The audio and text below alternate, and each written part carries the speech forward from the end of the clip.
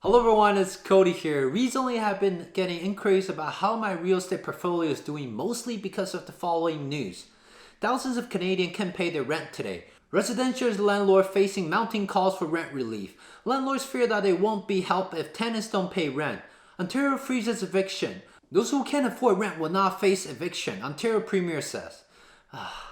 Maybe I should have made this video a bit sooner if I was not spending too much time making stock investing video and asking my subscribers to smash the like button if they haven't done that already, because it greatly helps on my YouTube algorithm. So in this video, I will share with you the reality of tenants stop paying rents from my own experience, and I'll also share what to do for both tenants and landlords if you encounter this situation. So if you want to know, make sure to stay until the end. If this video is helpful, don't forget to subscribe to this channel and click the notification bell next to it and make sure it's on all so you will never miss any video. For anyone who's brand new to my channel, here's some background on myself. I've been a renter for 6 years and I got into real estate investing about 4 years ago. And since then I've accumulated a little bit over $2.5 million worth of residential real estate in Toronto. And real estate investing has been one of the main bread and butter for me to create wealth. And all the money I've made basically go back into buying more real estate. So the inquiries about what to do if tenant can pay rent really resonates with me. I think this concern should really be addressed. If any landlords are watching this video, please understand that being a cynical "Tell your tenant to find a job and work harder" will not be helpful in any way. If there are any tenants watching this or you have a crazy landlord, there was a dirt on the screen. I hope I'm not one of them. Coming back to the news about tenants not paying rent on April 1st. Usually tenant pays rent on the first day of the month, so it's easier for both the landlord and the tenant to keep track of their payments. That I have no problems with. But April 1st is that one day of the year where everyone takes everyone very seriously. So that leads me to the question, how reliable is this news? Okay, let me put this into perspective for you so you can better understand what we're dealing with. Canada as a country has a population of 37.59 million. I know, that's a lot of people, isn't it? Within Canada, we have 10 provinces. Since I live in Ontario, I'll take Ontario as an example. Yes, it's right there at the horseshoe. Ontario has a population of 14.57 million. 14.57 divided by 37.59. Don't worry, I'm good at quick math. Got it, that's 38.8%.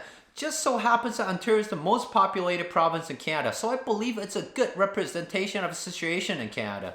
Out of the 14.57 million people living in Ontario, we have roughly 4.4 million of renters. Wait a minute, did the news say that thousands of Canadians can pay rent? Okay, thousands is a very wide range. It could be 1,000 or 9,999, so I'll take the worst case according to the news and divide that by the renters in Ontario of 4.4 million. 9,999 divided by 4.4 million, we get 0.002, which is 0.2% renters won't be able to pay rent. Out of 1,000 households, 20 households couldn't pay rent. Okay, I spent the last 30 minutes up on the internet to find historical data of tenants who couldn't pay rent, but I have no luck at all. But comparing the 0.2% of tenants couldn't pay rent with thousands of Canadians couldn't pay rent, it's conveying the same message, but there's a huge difference. I'm sure all my subscribers now understand why news put out clickbait headlines to attract more attention and smash that like button so that I'll be motivated to bring more reality of the news headline. So that news was on for April 1st. What about 2 weeks later? I dug up more up-to-date news on April 12th. 85% of Canadian tenants actually pay April rent. That means 15% of tenants did not pay rents.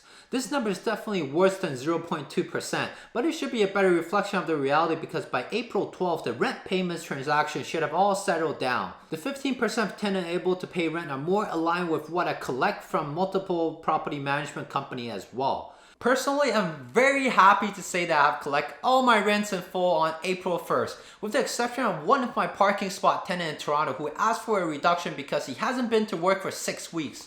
The reason makes a lot of sense, so I immediately offered him a reduction and the payment came in full the next day. Besides that, touch on wood. So is this good news for both landlord and tenants as the situation was not as bad as we expected? Have we reached a rock bottom for this situation?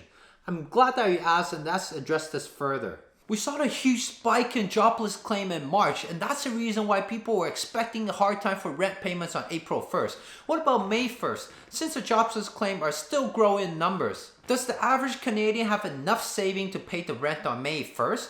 According to Statistics Canada, average Canadian household had an average net saving of $852 in 2018. For the past 2 years, our Canadian economy has been steadily expanding. That means average Canadian have been expecting the economy to keep growing the same manner for years to come. So I will not be surprised if the bullish sentiment has led the Canadians to spend more money than they should have and spread ourselves too thin. It's more likely that they have continued to live paycheck by paycheck. If the lockdown continues, I'm expecting more people can't pay due to the high unemployment, low saving, and eviction freezes. Not only will we be financially challenged, but also we might be mentally challenged to be locked down at home for such a long time. So I think it's important to share how to deal with these concerns and what works for me. Hopefully my 2 cents will help and inspire what works for you. The only way is to help with this situation is by landlords and tenants helping out each other. So whether you're a tenant or a landlord, don't forget to smash the like button if you haven't done so already. For landlords, if your tenants are not paying, no amount of scary taxes are going to work. For tenants, it's also important to know that landlords still have overhead expense to cover such as property tax, insurance, and mortgage payments and repairs. Things still go on whether the rent is collected or not. Both the tenants and landlord have to find an equilibrium to help each other out during times of need. If you're a tenant and you can't pay your rent due to the impact of current lockdown, make sure you look up Canada Emergency Response Benefit, CERB, on the Government of Canada's website. If you are over the age of 15 and have stopped working because reason related to current health concern, or you have exhausted your unemployment insurance regular payments, you are very likely to receive the temporary income support of $500 per week up to 16 weeks. And it's also qualifying on a per person basis, so both the parents can apply. A $2,000 per person per month can provide the emergency fund as readily needed. If your situation is not alleviated with government's emergency fund, make sure you talk with your landlord and do not just stop paying out of nowhere. Landlords do not like to take the eviction route as it's time and money consuming. It's a lose-lose for both parties. Also, if landlord wins, the damage will show up on tenants' credit report to further discourage the tenants from getting back on their feet. Therefore, I would recommend tenants work out a partial plan with your landlords based on your situation and hold up your end. For example, if your monthly rent is $1,000, you can only pay $600. You should work out a plan with your landlord to pay the $600 right away and increase your rent payment in the next 2 months to $1,200.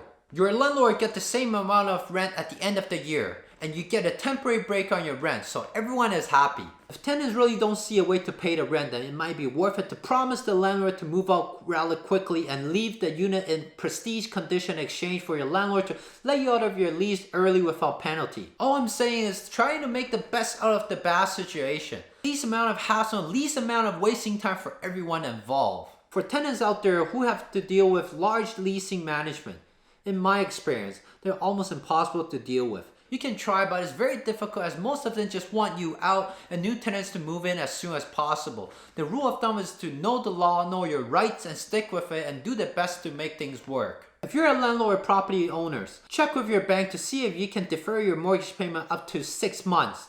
The approval is greatly depends on the banks and your investment portfolio. From my own experience, all 5 banks are making effort to work with property owners on mortgage deferral programs. The interest on deferral of mortgage payment will be added to your future mortgage payment. So my suggestion is that only apply if you're really in a pinch or you do not have any cash reserve for your properties. The next step for property owners is to talk with your tenants proactively and work something out if they need help. Trust me, tenants never want to be in a situation where they might face possible eviction. See if a tenant can work out an agreement with landlords so landlord get paid and tenants get a roof over their head and keep the food on the table. Some good practice for landlord. It's never more important to have a proper tenant screening process in place and make sure your potential tenant are not stretching too thin. I usually make sure that tenants' rent does not exceed 30% of the household gross income and make sure that tenants are not living beyond their means with too much of high interest debts. I would suggest a minimum of 3 to 6 months rent reserve to cover any emergency situation with unexpected repairs. If this lockdown continues the way it is, things might get worse in May. Tenants might have saving for April but not for May unless some sort of aid came through from the government or they found another job or other source of money comes in. There are people out there taking advantage, but the key is to address it at once as it comes up and try to find a win-win solution. And also, if you're interested in stock investing or you'd like to learn how to invest in stocks at Warren Buffett in 10 minutes for free, Don't forget to check out the link in the description and download it for your future reference. It took me more than 10 hours to compile only the best of the best into a simple 5-step checklist. If you have any other question about tenants unable to pay rents, let me know in the comment section below. Hope you are all taking care of your body and mind carefully in time like this. This is really a good time to catch up on things you have been putting aside due to busy schedule. Something I noticed throughout the lockdown period is how little I really need in life to pass through a day. And how many times I asked my subscribers to smash the like button for me. I haven't done so already. If you liked the video like this, don't forget to subscribe and click the notification bell and change it to all so you'll be the first one to watch my new video. If this is your first time on my channel is to share about stock investing, personal finance, and real estate investing on a weekly basis. And I often update my Instagram and Facebook so you can follow me there as well. See you next time.